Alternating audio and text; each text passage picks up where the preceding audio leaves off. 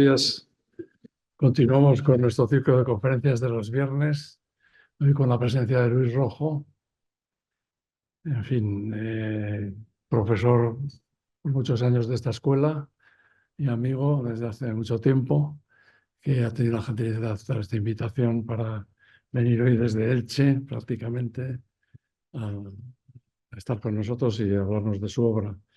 Él, bueno, es catedrático de la Escuela de Arquitectura de Madrid, ¿así? Sí. Punto de serlo. Estos procesos, en fin. Bueno, tiene una trayectoria que empieza en Harvard, que es donde lo conocimos. Fui de visitante, no, pero bueno, él estaba ya de profesor en Harvard por varios años. Luego ha continuado con docencias más intermitentes, pero realmente él desde Madrid, está en Madrid, en la Escuela de Arquitectura de Madrid, como digo. Estaba en Harvard con un trabajo docente propio y también acompañando a Rafael Moneo, que estaba entonces en Harvard, que fue decano de Harvard, con quien le une una relación pues muy estrecha en sus inicios. Él forma parte de una generación de arquitectos que luego hemos tenido la ocasión de admirar por su trayectoria tan brillante. Emilio Tuñón, Luis Moreno Mansilla, él mismo, que durante una época trabajaron, durante unos años, en sus inicios, trabajaron en el estudio de Moneo y tuvieron contacto y una responsabilidad importante en el desarrollo de algunos proyectos. Concretamente recuerdo haber escuchado mucho a Luis hablar del proyecto del Cursal de Moneo que tanto hemos admirado. Bueno, más allá de esto, él ha estado viniendo por la escuela pues con asiduidad durante la época gloriosa, antes de la crisis, quiero decir. Y no, él tiene una trayectoria también muy abierta al pensamiento, al mundo más intelectual, cosa no común, no tan común entre los arquitectos, aunque todos tenemos alguna afición, pues en fin, luego hay que cultivarla y manejarse en un mundo proceloso de la teoría, de la crítica, y él se ha movido siempre muy bien en este terreno y ha dado en la escuela cursos de proyectos y cursos también de teoría e historia, de historia y crítica de la arquitectura, tanto en los cursos de la carrera como en el máster. Durante años, como digo, en la época gloriosa, cuando en fin, la escuela tenía muchos alumnos, iba todo muy bien hasta llegar la crisis, ¿no? Esperemos que hoy, que vamos a tener la ocasión de escucharle y de ver, sea también una ocasión para retomar pues esta relación de colaboración asiduo con la escuela que tan generosamente ha mantenido hasta ahora. Tiene una trayectoria llena, jalonada de concursos ganados, de arquitecturas muy, muy ambiciosas, muy brillantes, que supongo que muchas de ellas serán conocidas porque están muy profusamente publicadas, pero sin duda pues es de extremo interés pues, escuchar de primera mano, explicarlas, la razón de ellas y hacer una presentación como la que ahora va a hacer. Bueno, pues encantado de tenerte aquí, Luis. Te paso la palabra. Muchas gracias. Muchas gracias. Muchas gracias a ti y a todos por la invitación y por la presentación. La verdad es que estoy encantado de volver. Este edificio, todos lo sabéis, tiene un golpe muy fuerte, es una arquitectura fantástica y yo tengo muy buenos recuerdos de esta escuela. Me han invitado una y otra vez cuando tenía mucho mérito, porque era una apuesta, a dar clase. Daba una clase que se llama, un seminario que se llamaba Arquitectura y los textos, y ahí en ese tiempo he conocido muchas personas que ya eran profesores, que están aquí, que estoy encantado de volver a verles, pero también he tenido la ocasión de hacer conocer muchos estudiantes que también están hoy aquí y con los que hemos ido creciendo todos, y es un placer volver a estar todos juntos para demostrar que la universidad, a pesar de nuestro pesimismo, es una red de personas y una red de relaciones personales que son intelectuales y personales y que hacen que uno vaya construyendo esta red de amigos, conocidos, colaboradores, personas con las que trabaja, que crece con los años y que es una red fantástica que se mezcla todo y que hace de la universidad sea un sitio, pues hace que como institución sea un poco más dura de trabajar. Como esta red de personas, creo que es una oportunidad increíble para todos los que queráis o estéis pensando en una continuidad universitaria. Yo también soy súper pesimista con la Escuela de Arquitectura de Madrid, pero cada uno ve siempre más verde el jardín de su vecino. Para los que no conocéis nuestra obra, no voy a hablar de nuestra obra en el pasado, la obra que hago con Begoña, Fernández Shaw y las personas que trabajan en nuestro estudio, porque quiero hablar de cosas, los proyectos que estamos haciendo ahora, dos proyectos que hemos construido, que estamos construyendo ahora, pero nosotros nos hemos dedicado toda la vida a otra cosa también imposible, ¿no? Que es vivir de los concursos públicos, la universidad y los concursos públicos, ¿no? Dos paredes cuesta arriba, y sin embargo no es verdad, como digo, es una red de personas, la universidad, una red de relaciones siempre muy fructíferas a medio y largo plazo, desde luego, y también los concursos públicos como una cosa que a nosotros nos ha permitido, igual que en la universidad, sobrevivir sin contactos y sin, digamos, de cero. Es decir, que nuestros padres no eran arquitectos y por lo tanto hemos empezado de cero. Hemos hecho estos concursos en Guadalajara hace ya mucho tiempo, en La Coruña, Plaza de San Juan, en Ciudad Real, viviendas sociales, etcétera, etcétera, ¿no? En el Archivo de Guadalajara. Vale, pero no es de... Y no quiero irme tan atrás porque no quiero que tenga tanto interés. Lo que sí me gustaría es empezar hablando de la arquitectura como medio y de la arquitectura como construcción cultural. Lo voy a hacer muy rápido y lo voy a intentar hacer sencillo porque si no es un poco más pesado, ¿no? Pero creo que es bastante importante, y una de las cosas que hemos aprendido en los últimos 15 años, 15 o 20 años, es que la arquitectura realmente es más interesante, es más productiva, es más real y es mejor. Si la entendemos no como nos la enseñaron en el siglo XX, como una área de conocimiento con un grado alto de autonomía, como un sistema con un alto grado de, digamos, conflicto social, la arquitectura frente a la sociedad, disciplinarmente como algo que, bueno, la pensaban críticos o historiadores que la explicaban de una manera que a veces no era tan inteligible. Porque la arquitectura hemos aprendido, creo, y está lleno de bibliografía, no me voy a referir a ello, me da igual si es Latour o quien sea, me da igual, ¿no? La arquitectura es realmente lo más bonito que tiene. Creo, por lo menos a mí, lo que más me gusta de la arquitectura, lo que más me divierte de la arquitectura, es que está en el centro, en el medio de tal cantidad de negociaciones sociales, personales, materiales, políticas, que realmente uno no tiene ninguna sensación de estar haciendo algo por su cuenta o ofreciéndoselo a los demás, sino que la arquitectura tiene esta condición de intermediario, de filtro, de mediación, que hace que uno la pueda hacer y construir de muchas maneras y para muchas audiencias. Y por eso se llama también la clase, la conferencia de la arquitectura también se escribe, porque no solamente tiene esta condición de mediación, el arquitecto es esta especie de negociador que trabaja con muchas personas, con muchos equipos, dentro de muchas áreas de conocimiento y intercambiando información con muchísimas personas en una posición como de consensos y trabajo colaborativo, sino que además lo hace a través de muchos medios. Se puede hacer arquitectura construyendo, obviamente. Se puede hacer arquitectura enseñando también, y es fundamental. Se puede hacer arquitectura escribiendo también. Se puede hacer arquitectura haciendo imágenes, construyendo imágenes.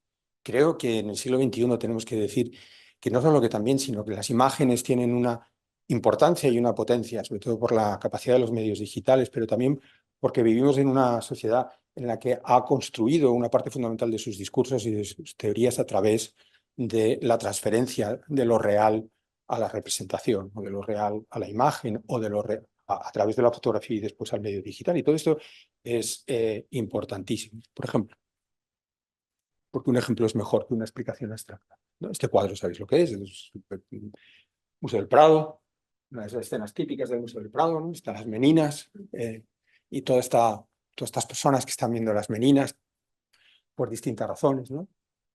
No hay dos iguales, ¿no? Este que se lo está intentando enseñar a su hijo, con esa confianza que tenemos los padres de que la educación hay que hacerla todos los días, ¿no? La persona, siglo XXI, se está haciendo un selfie, ¿no?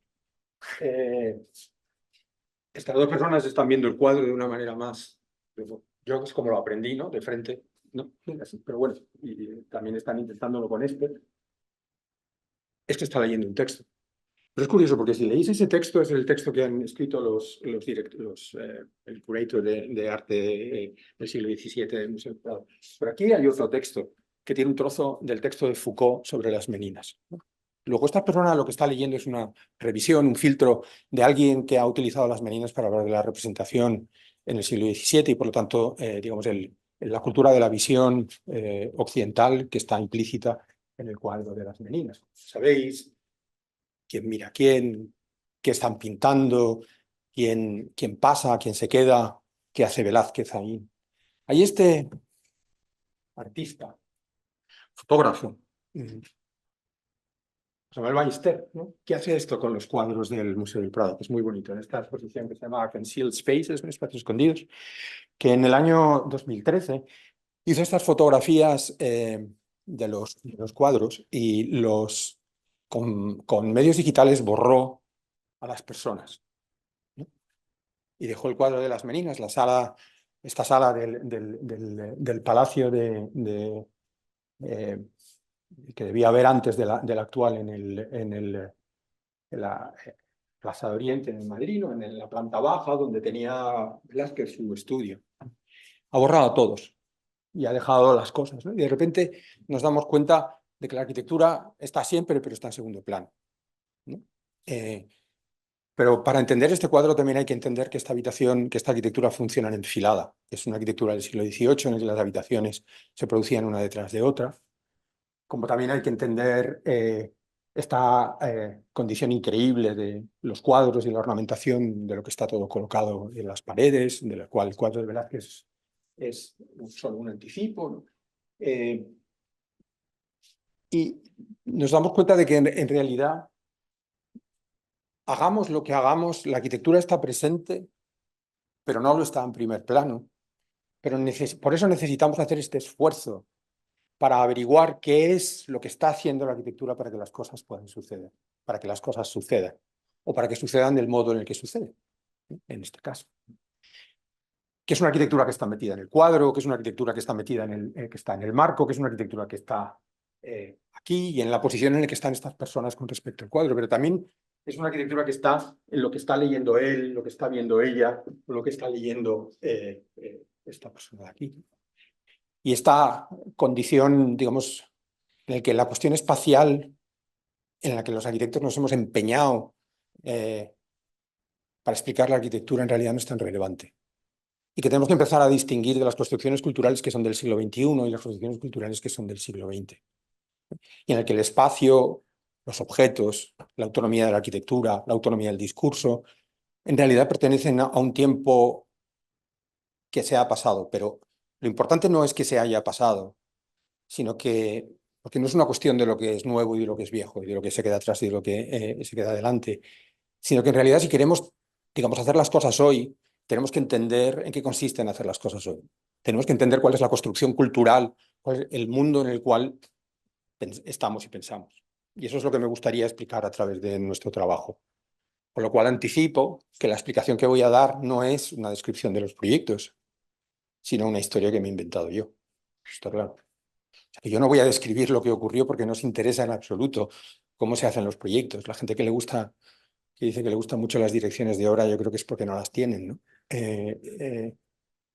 Sino aquello que hemos aprendido, que yo he aprendido por no ser pretencioso y no hablar en plural, porque igual Begoña dice otra cosa, ¿no? Pero aquellas cosas que he aprendido sobre la arquitectura, haciendo los proyectos que he tenido ocasión de hacer y que he tenido ocasión de sacar adelante, y lo que hemos tenido ocasión de sacar adelante, y lo que he pensado a lo largo y después, que me ha permitido aprender otras cosas y que me ha permitido entender que los proyectos van uno a uno, pero lo que uno piensa sobre la arquitectura se va como construyendo y se va transformando y se va transformando.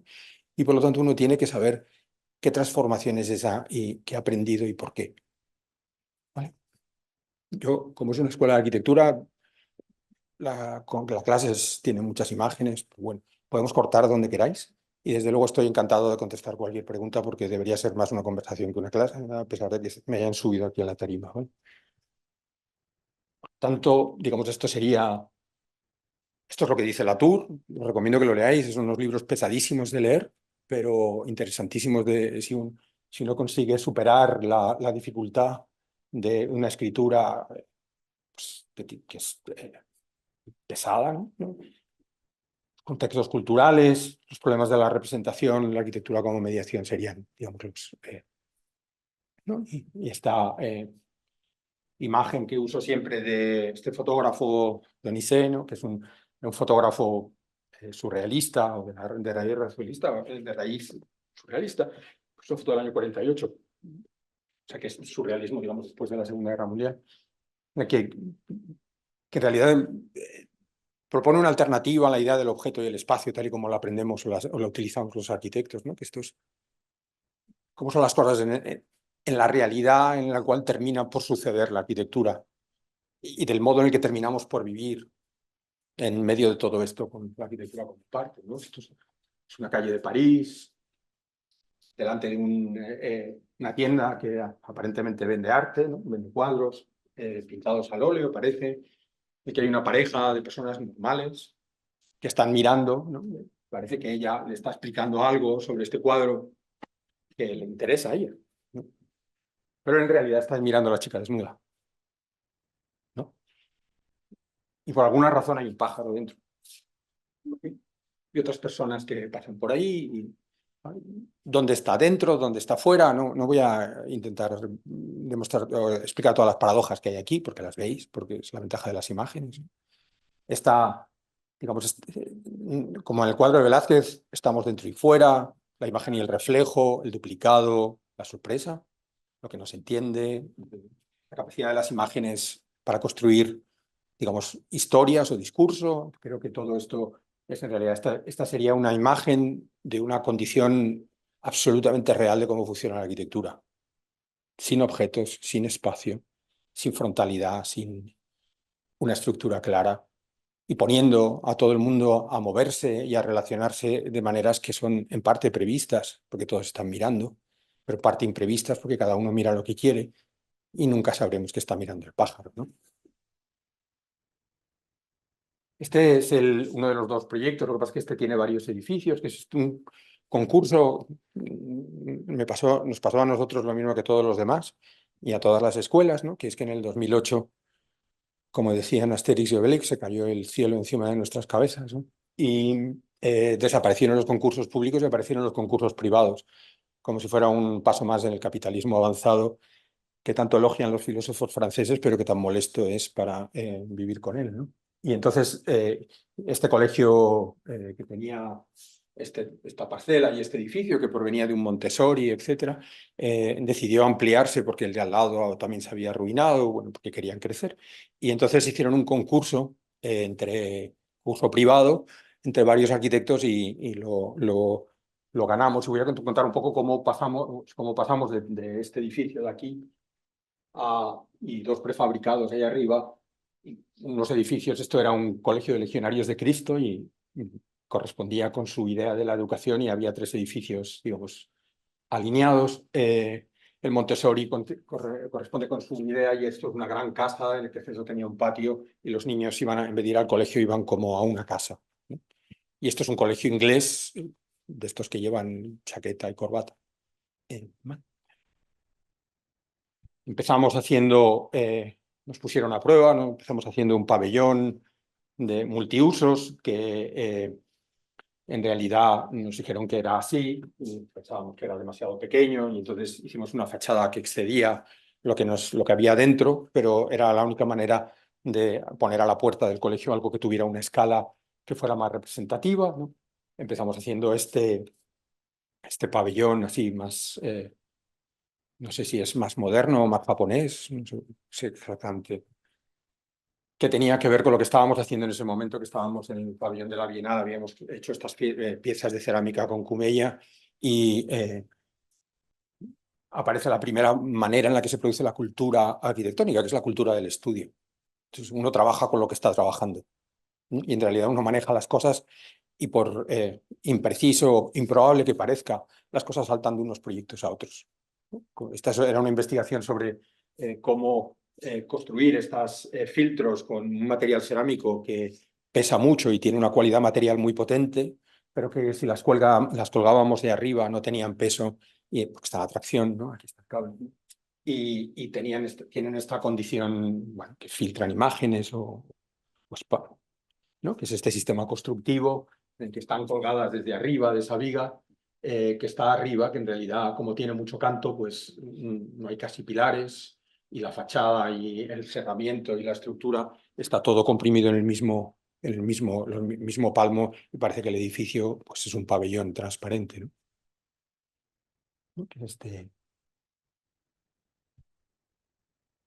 Seguimos haciendo reformas del Colegio de Montessori hasta el momento en el cual el colegio adquirió cierta confianza en que éramos capaces de sacar adelante el concurso. Esta es la fotografía aérea de cómo estaba el colegio, una parcela, Montessori con el patio cerrado y los prefabricados, y el otro lado Legionarios de Cristo y una valla en medio. Esto se convirtió en una parcela de 2000 metros, juntando estas dos. Y entonces nos dijeron, entonces, cultura digamos, parte del conocimiento de la cultura de la arquitectura. Nos dijeron lo que teníamos que hacer, pero también nos dijeron cómo no lo podíamos hacer, ¿no? No podíamos hacer las obras más que en verano. Como el verano tiene 3 meses, la construcción en 3 meses es una construcción improbable, ¿no? Todo tarda más de 3 meses. Entonces, nos hemos dedicado 4 o 5 años a estudiar prefabricación, construcción industrial, tornillos, talleres, cosas que se hacen en talleres y se traen y se montan en unos días, construcciones hiperligeras, etcétera, simplemente porque teníamos que responder a esa condición. A mí estas cosas de la arquitectura me encanta esta literalidad. En realidad hemos hecho el edificio que nos han dejado. Puedo contarlo de otra manera, pero una parte es eso, ¿no? Entonces, también ocurrió que, claro, si tirábamos los edificios y los construíamos de cero, eso era imposible, ¿no? Entonces tuvimos que aprender a tirar parte de los edificios, sobre todo tirar envolventes o trozos de estructura, pero no la totalidad y desde luego nunca las cimentaciones.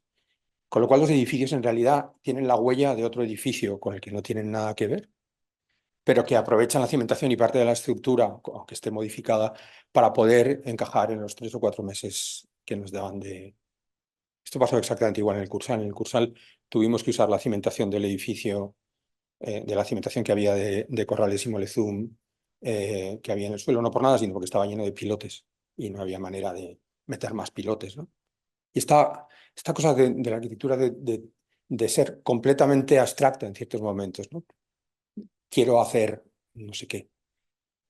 Y el cómo en realidad te dice lo que vas a hacer, en cierto modo. Y la traducción de una cosa a la otra creo que a mí es de las cosas que más me divierten, esta sensación de que estoy pegado al suelo, pero tengo que construir algo con lo que me han dado que no puede ser solamente lo que hay. Yo,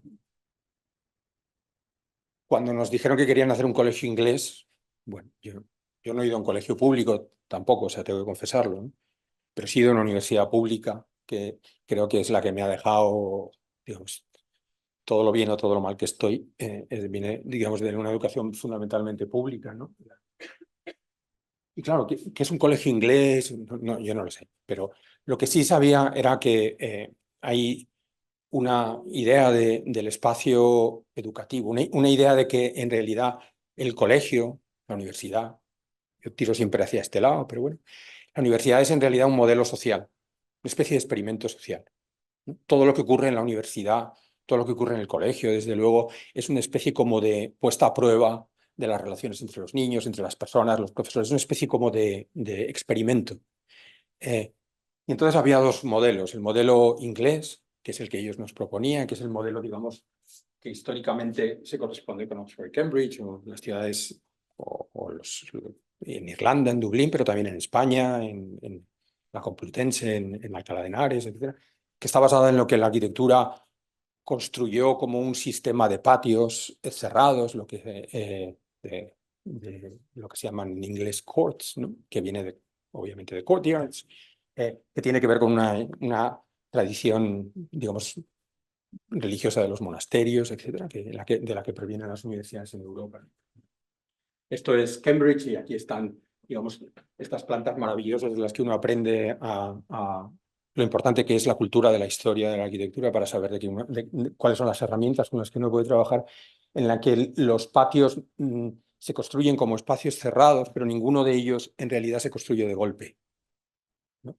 Entonces, este dibujo demuestra cómo la articulación de las piezas es el resultado de intentar cerrarlo, pero que en el fondo está construido a lo largo de 4 siglos. Está, digamos, este deseo de hacer una forma cerrada y clara y, sin embargo, construirlo en fragmentos, ¿no? Que es hermosísimo de la arquitectura de Cambridge y Oxford, de Dublín, del Trinity College. Y luego está el sistema americano. Yo, cuando fui estudiante en Estados Unidos, sentí un alivio increíble, porque en los Estados Unidos de los 90, por lo menos, la universidad estaba basada en un principio fáctico, visual, físico, de que te tuvieras la sensación de que la educación dependía de ti y la tenías que hacer tú. O sea, que todas las mañanas tenías que decidir a qué clase ibas. Y para eso, al contrario que el sistema inglés, está hecho de edificios sueltos. Este es el campus de Harvard, está, ¿no?, ahí arriba, ¿no? Aquí se ve mejor, ¿no? Está hecho de edificios sueltos dentro de una propiedad que está pensada como un jardín, una idea ilustrada. El conocimiento se produce cercano a la naturaleza en una idea completamente francesa y de Rousseau, ¿no? Y en el que todos esos caminos en diagonal que tanto le gustaron a Le Corbusier cuando estuvo allí para el encargo del Carpenter Center, en realidad demuestran todas las combinatorias, todas las posibilidades que los estudiantes y los profesores experimentan todos los días cuando deciden que los jueves van de una clase a otra y los viernes van de un departamento a otro, ¿no? Y esa idea de que la forma abierta en realidad te obliga a tomar decisiones y la forma cerrada te hace partícipe de una institución. Es en realidad la demostración de que, ya sé que es una frase difícil de aceptar porque es demasiado genérica, en la arquitectura hay una agencia política muy importante, pero una agencia política en el sentido mejor de la política, en el sentido social. Es decir, que la arquitectura nos educa y nos enseña a hacer las cosas de una determinada manera, nos explica cuál es la relación con las cosas, ¿no? De manera que habrá personas que vayan para allá o para allá o para allá. En realidad todo el mundo va a los mismos sitios, pero cada uno elige su camino. Y así es como se supone era la educación en Norteamérica, ¿no? De manera que cuando, bueno, para sorpresa de estos señores, nosotros le dijimos que sentíamos mucho que decirles que en realidad parecían mejor los college americanos que los ingleses, y que lo que teníamos que hacer era, en vez de ocuparnos de los edificios como objetos, teníamos que ocuparnos del conjunto de este sistema de edificios como pabellones en un espacio abierto, que debería ser fundamentalmente como un jardín o como un espacio común para poder decir que esta arquitectura educa de una determinada manera, educa en cierta idea, digamos, de la individualidad, pero también dentro de una estructura social. Y así es como hemos desarrollado el proyecto, ¿no? Este es el pabellón que decíamos al principio. Este es un comedor. Esta es la reforma del edificio de Montessori. Estos edificios los hemos ido construyendo uno a uno, excepto este que está hecho de cero, porque está al lado de la calle y se pudo construir en 9 meses. El resto están hechos sobre cimentaciones de edificios que ya existían o sobre estructuras cortadas de hormigón en algunos sitios y completadas con estructuras metálicas que estaban hechos en el taller. Y así es como al final lo hemos ido arreglando, ¿no? Lo hemos ido componiendo o estructurando. Este, por ejemplo, es un edificio de aulas. Estos pilares son los pilares de hormigón del edificio de Legionarios de Cristo, que, como veis, tenía un pasillo central del que que partía la luz, en vez de partirla a la mitad o partirla, digamos, de una manera un poco más generosa, obligaba a que el colegio fuera un pasillo. Entonces, lo que hemos hecho es cortar la estructura de aquí para allá y añadirle este trozo para digamos, hacer una entrada que fuera un poco más libre, y en la parte de arriba añadirle una planta que aquí no se ve porque está engañado, digamos, con la fachada, para que detrás hay muchas cosas distintas. La fachada lo uniformiza detrás. Arriba le hemos añadido una planta entera con cerchas para que no tuviera ningún pilar más que los de la fachada, ¿no? Y es lo que se ve aquí. Cortado estructura de hormigón, le hemos añadido una pieza nueva, le hemos añadido una planta nueva, le hemos hecho una envolvente y una cubierta, y hemos intentado dar unidad a lo que no tenía unidad. Y se ve que esto es, digamos, aquí llegaba la estructura de hormigón, que hay 2 pilares, y aquí ya en la planta de arriba solamente no hay ningún pilar en el centro. Y a eso cambia ahí los lucernarios, digamos, hay un corte aquí.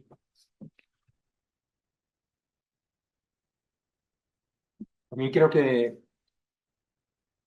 la cultura arquitectónica consiste también en entender que los arquitectos no estamos, digamos, no producimos con ninguna autonomía, sino producimos dentro de un sistema legislativo. La gente se queja de las normas, de la normativa, ¿no? Del código técnico, etc. Y sin embargo, yo, por ejemplo, os recomiendo que miréis este arquitecto de Berlín que se llama Brandenhuber, ¿no? Que lleva años hablando sobre, tiene una frase que se llama legislating architecture, ¿no? Que es la arquitectura que en realidad trabaja a partir del cumplimiento y la intensificación de las normativas y de las leyes, ¿no? Una de las cosas que dice Brandenhuber, que es bastante interesante, es que todas las normativas te piden evacuación de incendios, y otra vez la literalidad, pero nadie te dice cómo son las evacuaciones de incendios. Y no están restringidas, porque en realidad la normativa de incendios es una cosa muy tonta, y es que te dice cuál es el ancho mínimo, pero no te dice cuál es el ancho máximo. ¿Vale? Entonces, si veis los edificios de Brandenhuber, y nosotros aquí no hemos hecho más que seguir sus indicaciones, tú si haces una escalera de incendios mucho más grande de lo que te pide la normativa de incendios, nadie te dice nada y no computa. Pero se convierte en un hecho, digamos, distintivo, y sobre todo se convierte en un espacio público. Nosotros aquí hemos hecho esta plataforma que está aquí a la vuelta, en el que los estudiantes se quedan parados, porque hemos convertido la escalera de incendios en un elemento que trabaja para hacer otras cosas. Es decir, hemos intentado aprender de la normativa de incendios, pero hemos intentado ver las posibilidades dentro de esta idea, digamos, general de cosas más normales dentro de las escaleras que intentan ser más grandes de lo que en realidad son, o las aulas que intentan, tiene un pasillo en medio que lo ha determinado la crujía de abajo de los legionarios de Cristo, y su estructura más rígida, pero que en realidad cuando se corta visualmente a cierta altura pierde esa condición. Estas son fotos de Luis Assim, que anda por ahí, ¿no? Pues si están bonitas es culpa suya. Así que... tuya, yo me dedico a registrar el trabajo. Como dice Office de sus fotógrafos, nosotros solo copiamos las fotos. Eso es lo que tiene el siglo XXI, que le ha dado toda la vuelta, ¿no?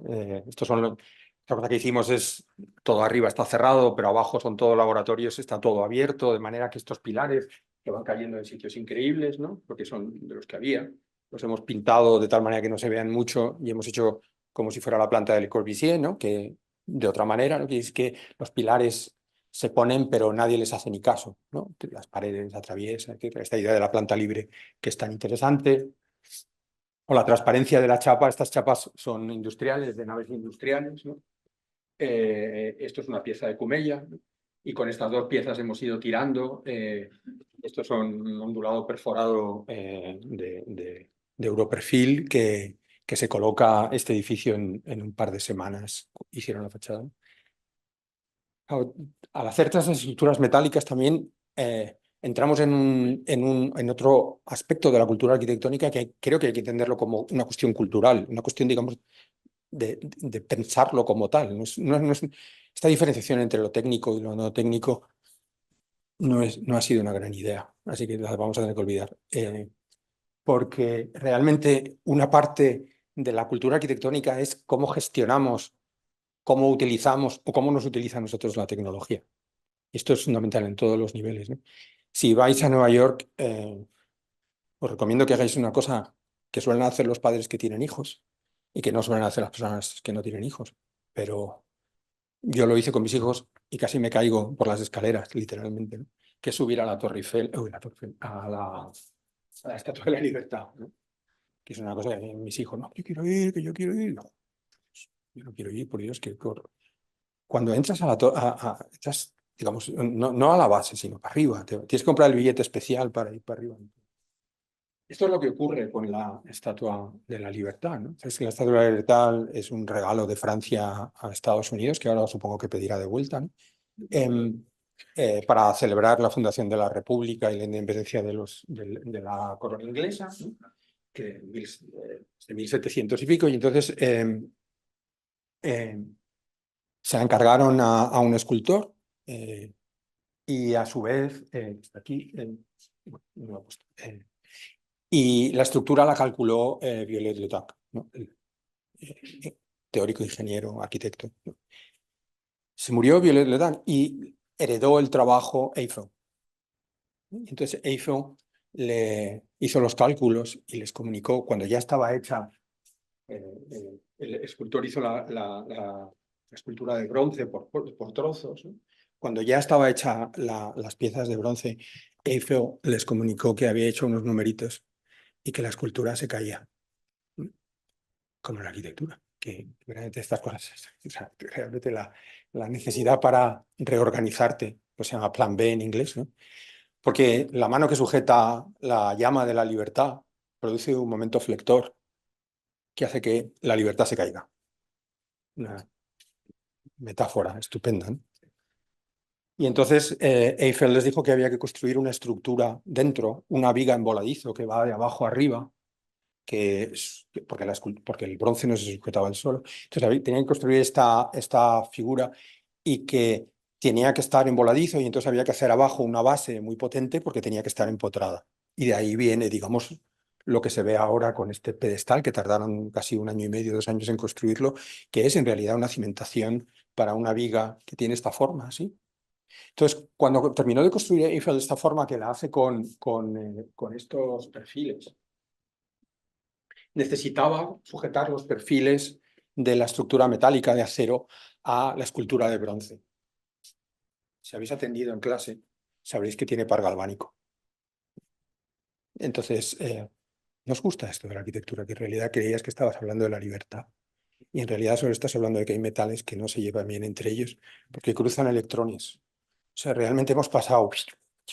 ¿Dónde está la cultura de la arquitectura? Eso es lo que es increíble. La arquitectura está como repartida por todas partes. Está por todas partes. Hay que saber de par galvánico y hay que saber cuándo se fundó la República Americana.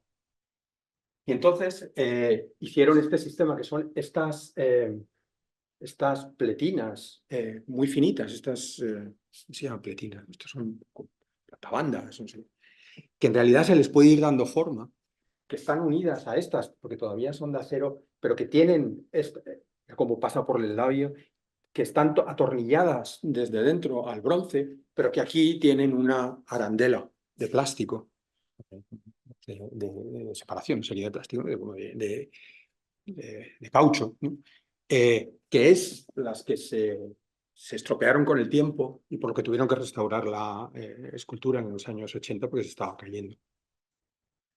Y entonces, esa es la estructura de Eiffel. ¿Veis? Pedestal, el empotramiento, la viga, el brazo, y luego esa otra estructura. Entonces, a nosotros nos ha enseñado que esta estructura es la moderna, ¿no?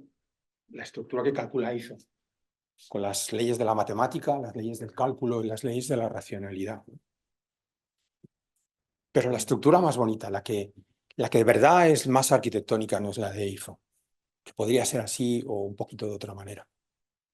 La estructura más bonita es esta otra, que es la que media entre la figura ornamental la figura clásica, el ropaje de la Estatua de la Libertad y la estructura que la sujeta. Ahí la veis, por fuera, por dentro.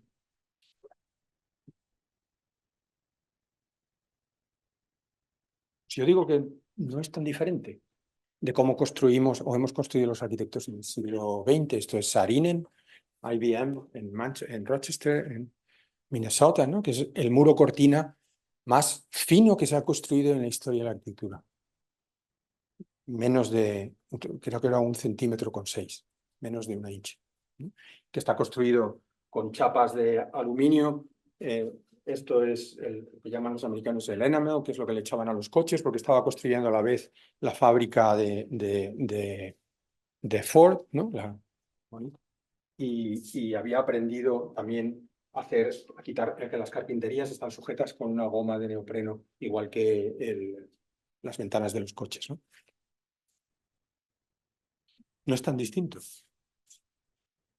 Está un momento en el cual en la cultura arquitectónica contemporánea tenemos que dejar de entender que la estructura y la envolvente, la figura y lo estructural, la economía de medios y la arquitectura como ornamento no están, digamos, no es una diferencia binaria, sino que en realidad están entrelazadas, como en la Estatua de la Libertad, ¿no? Que el muro cortina del edificio de Naciones Unidas y la página intermedia, la página central del libro de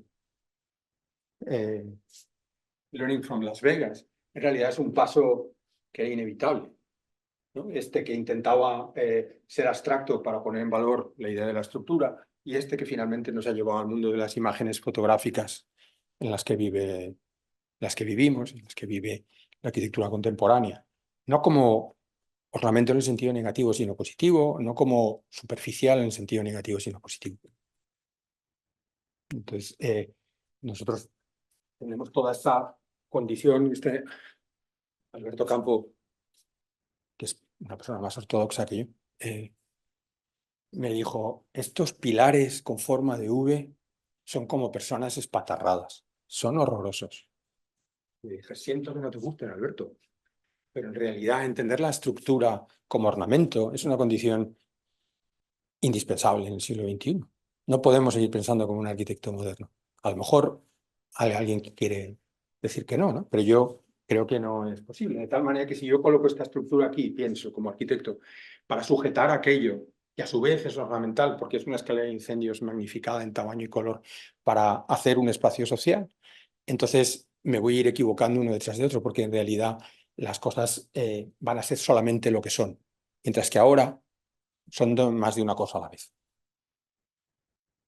¿no? Del mismo modo nos ocurrió que nos tuvimos que hacer este polideportivo para el colegio, que tenía varios problemas. El primero, que la cimentación ya existía otra vez. Era un agujero que habían hecho para hacer un edificio que estaba ahí y era un agujero, y entonces teníamos que aceptar que la planta era un cuadrado cuando el edificio que queríamos hacer era más pequeño y además que estaba en un nivel más bajo, pero también que teníamos que cubrir una luz bastante grande con una estructura que otra vez pues, podía ser, digamos, ingenieril o podía ser algo más, ¿no? Entonces hicimos esta estructura que son cerchas que están en realidad en vertical, encima de pórticos que están puestos muy próximos, pero que a las inclinarlas una contra la otra se convirtieron en una superficie que va uniéndose y va haciendo esta especie de forma de acordeón, y a su vez los pilares que deberían estar expresados en algún sitio están ocultados. Nadie oculta mejor la estructura que se Yima, o sea que podéis ir a mirar el croquis y ahí veréis cómo se consigue que las cosas parecen que no pesan cuando uno no ve dónde se apoyan, ¿no? Entonces pusimos los pilares detrás del policarbonato y a su vez por fuera lo forramos con la chapa metálica, ¿no? Traduciendo a la fachada la estructura, la forma ondulada de la cubierta, y digamos, lo que nos sobraba lo convertimos en una especie como de bajada. Como los niños van siempre corriendo y no hay manera que vayan por la escalera, pues digamos la bajada se hace de este modo para entrar ya a nivel, y aquí se queda una cubierta jardín que debajo tiene los vestuarios.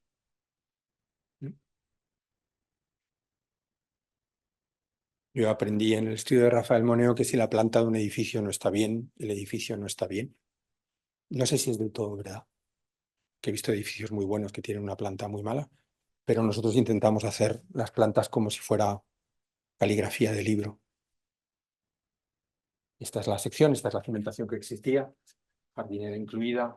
Y esto lo que hemos hecho es, digamos, desfigurar la cimentación para construir una secuencia espacial que es distinta, o esta estructura que en realidad resuelve la salida de agua, la luz de 17 metros, etcétera, etcétera, pero que en realidad termina por ser una figura en el sentido de no una forma, sino una figura, algo que se reconoce como con una identidad propia, ¿no? Que la construimos como la Torre Eiffel, igual. La Torre Eiffel, la Estatua de la Libertad. Quiero decir que esto es que de verdad que la literalidad creo que es bastante importante, ¿no? Las cosas hay que hacerlas de una determinada manera y entonces nosotros pensamos si esa estructura que no se ve de la Torre Eiffel, de la Estatua de la Libertad, porque está metida, te tienes que subir hacia arriba, si esta estructura que media entre la estructura y el cerramiento, la que hemos construido con estos tubos muy finitos, la dejamos entrever como sombras a través del policarbonato y la chapa que está detrás, salimos ganando.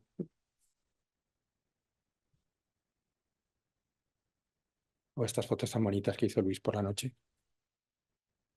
O por el día.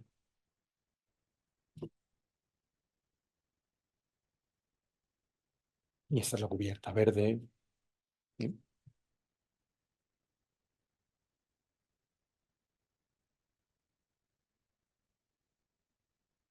O esta cosa de realmente como diría yo, la materialidad de las cosas, la construcción de las cosas.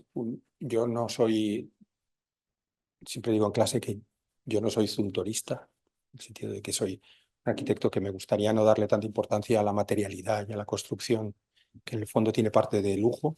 Cosas están muy bien construidas o muy caras. Y nosotros no tenemos proyectos que tengan mucho dinero. Luego creo que sería como intentar, digamos, hacer una arquitectura que no voy a poder hacer, que no vamos a poder hacer, pero creo que en determinados momentos uno necesita tocar las cosas y necesita estar seguro de que están bien construidas, que están bien acabadas, ¿no? La madera, el acero, lo que sea. O el espacio que queda al final, ¿no? Que en realidad se entra por arriba y se bajan las escaleras o se baja por fuera y hay esta sensación de que, bueno, es una especie como de sitio donde ocurren muchas cosas a la vez y donde hay muchas maneras de abrir y cerrar las cosas porque la vida del colegio es imprevisible, ¿no? Y luego, este es el último que hemos hecho, que lo hemos acabado este verano, ¿no? Que es otro aulario que está junto a la carretera, que hemos podido construirlo desde la carretera y por lo tanto hemos podido hacerlo en 9 meses y es el único que tiene una estructura hecha de cero que nos ha valido para coger todo. Está en este barrio de Madrid, atrás de La Moraleja, ¿no? Donde la gente vive con muchos recursos y todo el mundo va al colegio en coche, ¿no? Los padres, los profesores. Nosotros les intentamos convencer de que los coches tenían que salir de allí, pero ya. Que una parte, digamos, si queremos entender cómo va a ser el tiempo del futuro, una de las cosas que sabemos, otras no, pero una de las cosas que sabemos es que el coche no forma parte de la ecuación. A lo mejor no el año que viene, pero sí dentro de 10 el coche va a salir de la ecuación, ¿no? Y no tiene ningún sentido que alguien tenga un colegio lleno de coches. Entonces, les pedimos 600.000 euros más para hacer un aparcamiento para abajo, debajo del edificio, y entonces encima lo pudimos cubrir con un jardín, con un césped, ¿no? Y con un espacio que vale pues, para lo que quiera. También este edificio lo está colocado en una posición aquí, ¿no?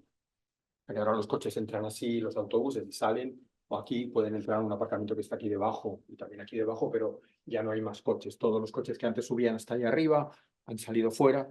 Este edificio obliga a girar alrededor e ir hacia allá, de tal manera que uno no entra directamente, aprendiendo de los pintoresquistas ingleses del siglo XVII y XVIII. Las cosas tienen que ocurrir en el tiempo. Y si uno quiere asimilar la arquitectura a un jardín, tiene que conseguir que el recorrido sea más importante que la llegada, ¿no? Entonces los estudiantes tienen que subir por esta rampa italiana y los profesores llegar a un punto en el que los 3 edificios que antes se veían de frente ahora se ven en torno a este círculo que es el espacio central, y más arriba están las zonas deportivas. Y entonces hemos construido este edificio que tenía una cualidad o un problema, más que una cualidad, muy interesante, y es que tiene un desnivel de 7 metros entre la entrada, o sea, un lado y otro de la parcela. La parcela de red tiene 9,5 en total, no sé. Y entonces el edificio está descabalgado intencionadamente, que creo que esto, otra cosa que uno debería entender en el siglo XXI si quiere ser arquitecto, que en realidad no podemos seguir trabajando contra la naturaleza. Seguir trabajando contra la naturaleza, contra el medio, significa que en cada uno de los problemas específicos que uno tiene que empezar dejando que, por ejemplo, el terreno gane. No se pueden explanar más, digamos, terrenos para poder edificios que, digamos, los dominan y que tienen esta condición de objeto. Hay que dejar que la arquitectura sea secundaria, del mismo modo que la estructura es secundaria, ¿no? Y entonces el esfuerzo por no nivelar el terreno llevó a que el edificio esté descabalgado. Lo que hace el edificio por fuera es obligar a la gente a rodearlo para que haya suficiente desarrollo en longitud para subir los 6-7 metros que tienen que subir en una rampa italiana, ni siquiera en una rampa normal. Y en el interior el edificio es una escalera, porque uno lo que está haciendo todo el rato en realidad es cambiar de nivel, ¿no? Esta es la rampa italiana que permite que uno se recoloque respecto a la posición de los edificios, pero también obliga a que uno en realidad tenga que andar para llegar a las cosas, tiene que moverse para recolocarse. Y la arquitectura los edificios deberían funcionar como pabellones en un jardín, como esta especie como de, igual que hay colectivo de personas, hay un colectivo de edificios, hay un conjunto de pabellones, hay un conjunto de personas. Y este es la condición en la que el edificio está descabalgado, te lleva hasta arriba, por detrás y por delante. Está cortada el edificio, que en los otros 3 lados es como el otro, es un contenedor, aquí está cortado y entonces ves las aulas donde están ocurriendo las cosas, ¿no? Que sería como una especie es una sección del edificio que se convierte en una pantalla y que se convierte en una imagen, que se convierte en una especie como de expresión de todo lo que ocurre dentro, ¿no? Vas dando la vuelta. Cuando entras dentro, tiene este espacio central que ahora hemos podido hacer muy ancho porque esta estructura la hemos hecho nosotros de cero, pero en el que en realidad el edificio, si descontamos el aparcamiento que está debajo, el edificio en realidad es una escalera, es un sistema para cambiar de nivel, ¿no? Como tema fundamental, aparte de las aulas o de las otras cosas que van ocurriendo, que hacen que en realidad el camino de fuera con la rampa italiana, como si fuera un jardín, está hasta cierto punto reproducido en el interior, como esta especie como de cosa en el que las cosas están colocadas al azar, aunque en realidad no es. Os podéis imaginar que no, entras desde arriba, bajas o subes, está intentando economizar los recorridos, pero bueno. Las escaleras que en realidad lo que permiten es, como este espacio es interior, está en el centro de las 2 crujías, tiene unos lucernarios arriba, que es lo que se ven en los alzados, y la luz baja a través de las escaleras está abajo. De manera que uno se mueve en esta especie como de corte vertical que está dominado por la luz natural que viene de arriba, y luego pues estas cosas que pasan, ¿no? Bueno, no sé, si sois padres, pues os enternecerá porque los niños pequeños son así, ¿no? Cuando los ves todos juntos, es estupendo porque verdaderamente viven su vida como si vivieran en una república, ¿no? Están ahí todos amigos, no sé qué, todos iguales, todos vestidos igual, todos con la misma mochila, clase a clase y tal. Yo lo que digo es que en realidad la cultura arquitectónica también es historia, o cultura, en el sentido estricto de la palabra, porque ¿cómo se hace un edificio que es solo una escalera? ¿Cómo se nos ha ocurrido decir que este edificio es una escalera? Pues porque unos meses antes fuimos a una conferencia de Rafael Moneo sobre la Biblioteca Laurenciana y se nos cayeron las orejas al suelo.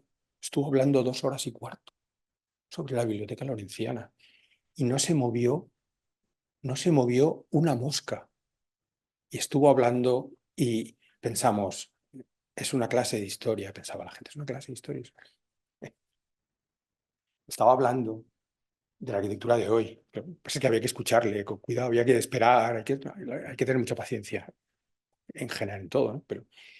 Y al final acabamos escuchando una clase sobre cómo se tratan los materiales de tal manera que su carnosidad, el modo en el que están manipulados, consigan construir una arquitectura que te va explicando todas las cosas que tienes que hacer en condiciones tan raras como, por ejemplo, en la entrada a la Biblioteca Norenciana. Si habéis ido a la clase de historia, que espero que sí, sabréis que entras en bajo.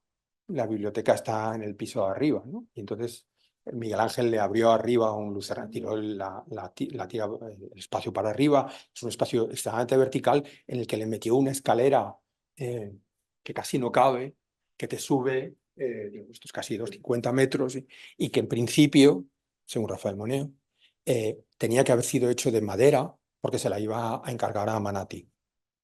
Y esa es una de las razones por las que esto, dice, funciona como un mueble, como una cosa que está colocada. O sea, no una cosa que está construida, sino una cosa que está puesta. Porque tenía que haber sido de madera. Entonces, yo estaba ahí escuchando, estaba pensando, o sea, que un edificio puede ser una escalera. O sea, que no, los edificios no tienen escaleras, sino que en realidad la escalera, la idea del movimiento en diagonal dentro de un espacio vertical, eso es lo que nosotros estamos haciendo. Pero para eso o alguien te lo cuenta, o tú lo sabes, o las dos cosas. Porque hay que construir una cultura que va ahora ya de lo técnico a lo material, a lo histórico, a lo pragmático, a lo profesional, etcétera, que tiene que ver con el conocimiento de la arquitectura, que es exactamente así de transversal, pero que va encajando trocito a trocito de esta manera tan sofisticada, creo yo.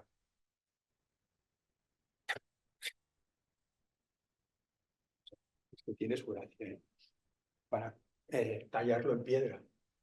Es muy probable que Amanati finalmente lo hizo en piedra. Miguel Ángel era muy mayor, si es que no había fallecido ya, creo, no me acuerdo muy bien, pero vamos, esto es al final de la vida de Miguel Ángel, la escalera, y es probable que muchas de estas cosas sean de la mano de Amanati por su cuenta y riesgo. No por ello menos bonitas, verdaderamente, pero mirar dónde han ido a parar las columnas, ¿no? O sea, las ha metido dentro de la pared para que no podamos distinguir entre lo que sujeta y lo que sujeta. O sea que yo lo que le digo a Alberto Campo, con todo el respeto, es que estas pilastras, estas pilares aquí no son menos heterodoxas que mis pilares.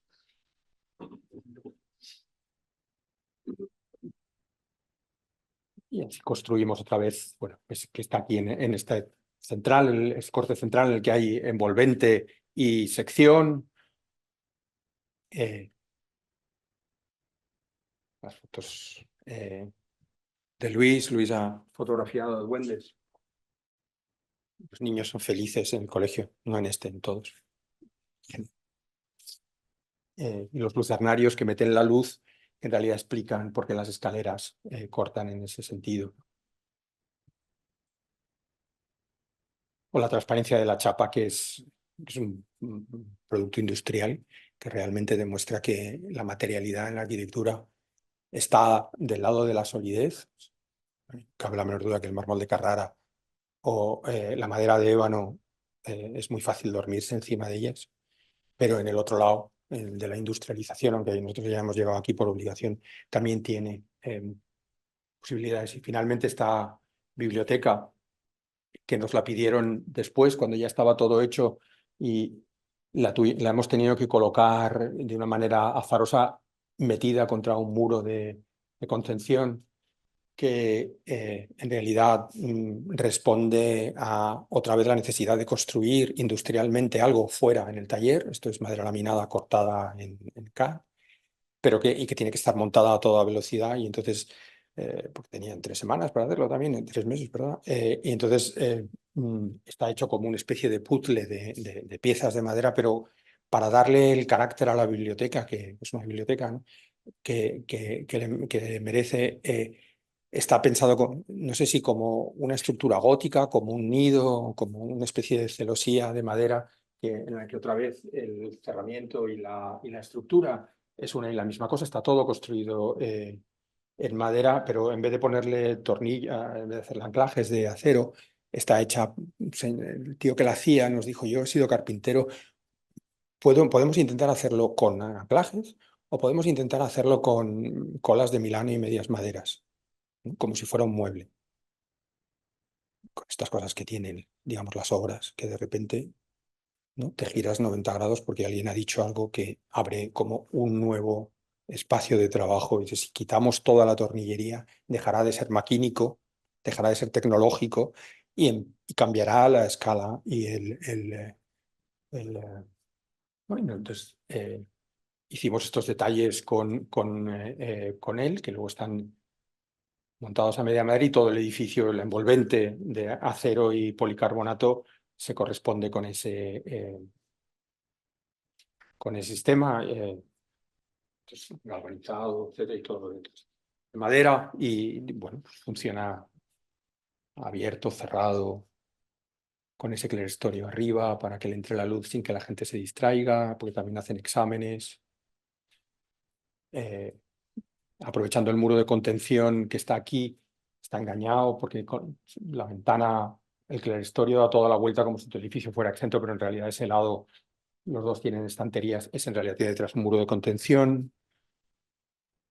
Y ahí la envolvente sobre la madera está cada 1,10 m, y hace esta estructura, digamos, de galvanizado que lo separa y que permite hacer esa envolvente, otra vez un poco hablando de muros cortinas, aunque sea una escala muy pequeñita. Y fuera, la pared norte, que es por donde pasan los niños de arriba abajo, está cerrada con el clerestorio arriba. Y es este material también increíble, que es reciclado de madera, este panel de reciclado de madera, que hace que, aunque no tenga color de madera, en realidad también sea madera, ¿no? Que está puesto, digamos, en este sistema, así como para darle una escala horizontal, ¿no? Como llevo mucho rato, solo voy a enseñar un par de fotos de este otro que estábamos haciendo en Elche, que es este polideportivo inclusivo, que quiere decir que es para deporte paraolímpico. Esto es un render, pero esto es un dibujo, que es esta otra estructura de madera y acero y hormigón. En realidad la fachada está colgada para hacer de parasol, pero yo creo que ya va que chuta. Esta está clara, está atornillada. Con esta cosa de si no ves lo que sujeta, se produce el milagro de los panes y los peces, ¿no? Es increíble cómo funciona el ojo. Ahora le enseñas el pilar y dices: ah, ya. Pero si no le enseñas el pilar, es un milagro, ¿no? Y este es un edificio bastante interesante si la política española de nivel local fuera más ilustrada, ¿no? Es un edificio público hecho en una zona de la ciudad que no la ha mirado nunca nadie, ¿no? Y que, sin embargo, cuando aparece un edificio público, la arquitectura funciona hacia adentro seguro, en todos los sentidos, funcional, simbólicamente. Pero lo más interesante de la arquitectura respecto a la ciudad o al entorno natural es que funciona exactamente igual o más hacia afuera. Es decir, que tú haces un edificio colocas una construcción en cualquier sitio y todo lo que hay alrededor cambia de sitio. Todo lo que alrededor se reordena, ¿no? Y entonces nosotros estamos intentando utilizar este edificio para convencerle al alcalde de que si hacemos bien lo que hay alrededor, que es todo este proyecto que hemos preparado, todo esto que hay alrededor. Aquí hay un cementerio, un parque, no sé qué.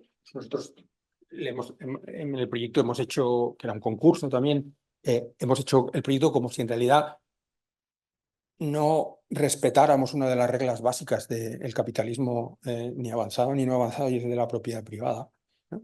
Y nosotros en realidad hemos dibujado todo lo que hace falta para que este edificio público termine controlando y saneando o mejorando todo lo que hay alrededor, como si este jardín fuera nuestro, que no lo es, este cementerio fuera nuestro, que no lo es, como si eso de allí fuera nuestro, que no lo es, ¿no? Como De tal manera que en realidad la arquitectura, sobre todo en este caso que se levanta un poco para dejar que la gente entre por debajo como si fuera una alfombra, en realidad la arquitectura funciona hacia afuera y los edificios otra vez no sean objetos, no sean independientes, no sean, digamos, autónomos y funcionen socialmente o urbanamente, que es lo mismo, ¿no? Pues, aquí lo veis, el esfuerzo por, digamos, por de un lado, el edificio te deja ver al otro lado, es el cementerio que está al otro lado. Bueno, pero vamos, es la foto de ayer, o sea que aquí lo dejamos. Gracias.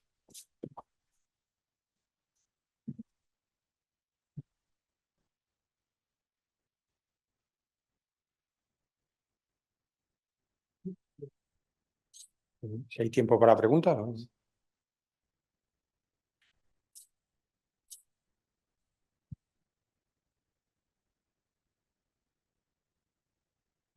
En el caso de Elche, no tienes la premura de hacerlo en 3 meses, ¿no? Es un proyecto que lo has hecho, o sea, que te ponéis de un tiempo normal, construcción, ¿no? Elche es un edificio público y va por la duplicación de su plazo inicial. Tenía que haberse hecho en 14 meses. La constructora con esta cosa de España dijo en 12. Y ahora van pues, por el 18. O sea que, bueno, era difícil, no sé, yo insisto, a mí es que me gusta la realidad y sobre todo me gusta ver, o sea, el ingenio humano para hacer cosas. A veces son ideas, a veces son vigas, ¿no? Pero para poder construir esto, las únicas dos empresas que les han dicho que se lo hacían por la escala y por la complejidad técnica, la de metal está en Vigo, que es mala suerte, porque creo que la distancia Vigo-Elche es exactamente el mismo que la de Gerona-Sanlúcar. O sea, que de todas las X que hay en España es una de las peorcitas. Y además creo que este movimiento, o sea, creo que van a Zaragoza, luego van a Toulouse. Entonces se trajeron las vigas con esta cosa que cuando vas en la carretera, ¿no? Y ves una parte de la construcción que se ve en las carreteras españolas, que es fantástica, ¿no? Cuando llevan las cosas de acá para allá en los transportes especiales, ¿no? Entonces se llevaron la viga de 54 metros que corta la luz y la de 24 que corta la luz pequeña, se la llevaron dividida en tres, una y dos, la otra, ¿no? En los camiones desde Vigo, ¿no? Pero porque solamente en Vigo hay una ingeniería suficientemente sofisticada que les dijo que ellos eran capaces, a través otra vez de sistemas informatizados y unos ingenieros fantásticos y unos softwares bastante sofisticados que dibujan de una manera increíble, ¿no? Y nada más increíble que ver cómo un software te devuelve el dibujo de tu proyecto y lo ha despiezado como si fuera un técnico de Lego, ¿no? Que te dice, vale, ¿tú quieres hacer esto? Pues mira, estas son las piezas, ¿no? Y luego se van a armar y van a coincidir. Y la madera laminada, igual, para hacerla con madera laminada española, o sea, de local, entonces, tenía que ser una empresa del País Vasco, de Goín, Vitoria, ¿no? Que también tampoco está mal, ¿no? O sea, corto. Pero supuestamente es pinos de Vitoria, ¿no? Y claro, todo eso ha llevado más tiempo contratarlo que hacerlo. Siempre cuando mi trabajo consiste en perseguir a los constructores, ¿no? E intentar que no me la metan doblada, ¿no? Y la verdad es que uno llega a tener respeto por sus enemigos, ¿eh? Porque verdaderamente construir en España, madre mía, ¿no? O sea, que coger todo esto, ponerlo todo en movimiento, o sea, realmente esto es una empresa de Murcia, ¿no? De una constructora de Levante, ¿no? Todo digamos, el tejido industrial o la falta de tejido industrial, la logística, la complejidad de la contratación, yo no lo haría en mi vida, o sea, yo no valgo para esto, pero me parece una fascinación increíble cómo la economía de personas y recursos y tecnologías que se pone en funcionamiento para hacer un edificio. Y siempre le digo a los alumnos en el grado, en la escuela, en la ETSAM, a los de grado, que que vienen arrastrando los pies porque tienen un examen de instalaciones o de no sé qué, estando porque tienen que ir a legal, yo qué sé. Le digo, o sea, yo entiendo que yo compito con las otras asignaturas, he puesto atención, Pero que os conste que uno de los problemas de la educación de la arquitectura es que la tratamos como si fuera una vaca, ¿no? Y entonces para aprender cómo es la vaca, la cortan, ¿no? O sea, es como un forense, te la corta, ¿no? Te enseña, mira, esta es la pata, esta es la lengua, este es el libro, ¿cómo se llama, ¿no? El estómago, no sé qué. Pero la verdad es que, y así es como se estudia arquitectura, ¿no? Instalaciones, estructuras, ¿no? O sea, te dividen el cuerpo orgánico de lo que funciona todo junto, te lo dividen para que lo aprendas por trozos. Pero luego, claro, lo tienes que volver a unir, ¿no? Entonces, cuando un alumno tiene que hacer una estructura, tiene que conseguir conectar lo que está pensando aquí con lo que le ha aprendido allí. Y si le preguntas el edificio a qué modelo corresponde, tiene que conectar lo que ha estudiado, no sé, en la asignatura, como se llame, que dice cómo son los edificios o las formas, ¿no? Y eso creo que en las escuelas de arquitectura no lo hacemos muy bien. O sea, coser a la vaca y que vuelva a andar y a mugir se nos da peor que dividir a la vaca y enseñar la parte forense.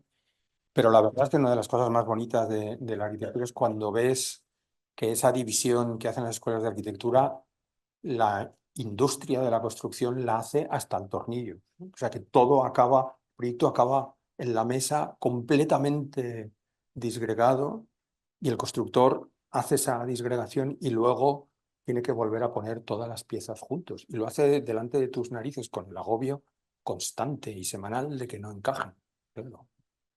Pero es una cosa que hace, digamos, demuestra que los arquitectos en realidad no somos. El otro día vino a la ETSAM Félix de Azúa, es tan inteligente y sabe tanto de arte, y dio una conferencia que se llamaba, estaba puesta a la entrada en color rojo, el título era ¿Es la arquitectura un arte? Y entonces ahí no te dejan escribir en los carteles, ¿no? Pero yo entraba todas las mañanas y quería poner debajo, no que va a ser un arte, ¿no? Precisamente porque es digamos, esta mezcla de oficios y saberes que no se puede reducir fácilmente, que tiene que ver con trabajar con tantas personas y entender de tantas cosas, no querer imponerte en ninguna y sin embargo, digamos, intentar unirlas todas y volver a juntar todo lo que el constructor ha dividido y lo que la realidad y la industria ha dividido, que vuelvan a encajar en el mismo sitio, en su sitio. Y eso realmente este constructor va 12 meses tarde, pero a mí no me molesta nada, que me parece que le veo atornillando todos los días, cada vez que voy está atornillando y pienso, qué barbaridad, vaya trabajazo.